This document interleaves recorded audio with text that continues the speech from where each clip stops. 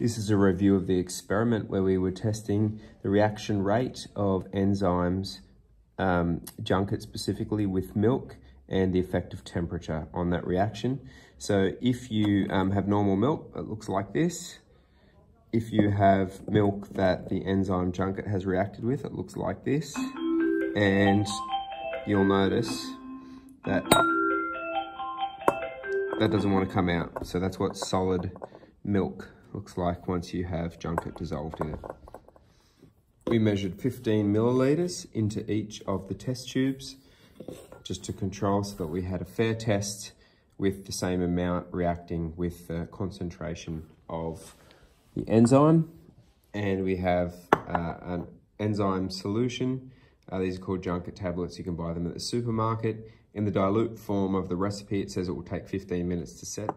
You'll see that we have our 3 beakers set up with around about 5 degrees Celsius on the right with ice in the water, around about 37 degrees, which is being corrected just by adding hot water occasionally to keep the temperature up.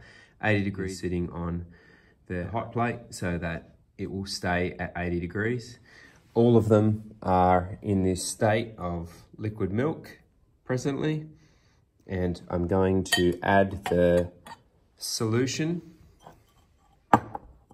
1 milliliter to all 3, so that holds 3 milliliters. So I'll put a third into each of the milk solutions. Then once I've done that, I'll start the timer. Okay, so adding a milliliter to each. Starting timer. We'll mix those.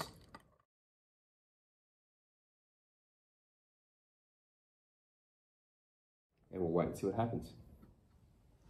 Okay, you'll see we're at 9 minutes 40, and in terms of the consistency, it still looks like milk at 5 degrees, and there's been some sort of frothing for the 80 degrees, but you'll see that's still the consistency of milk. 37 degrees, still moves, but there's a slightly visible change in the consistency of the milk at 37 degrees. All right, and finally at 25 minutes, you'll see that the 5 degree sample is still not set, still running. The 37 degree sample is completely solid now, and the 80 degree sample is still liquid as well because the enzyme's been destroyed and is not able to react. The 5 degree sample, if you give that the right temperature and time, it will be able to react and solidify. Okay, a lesson from this particular trial is that you should use a higher concentration if you want the reaction to occur at a faster rate.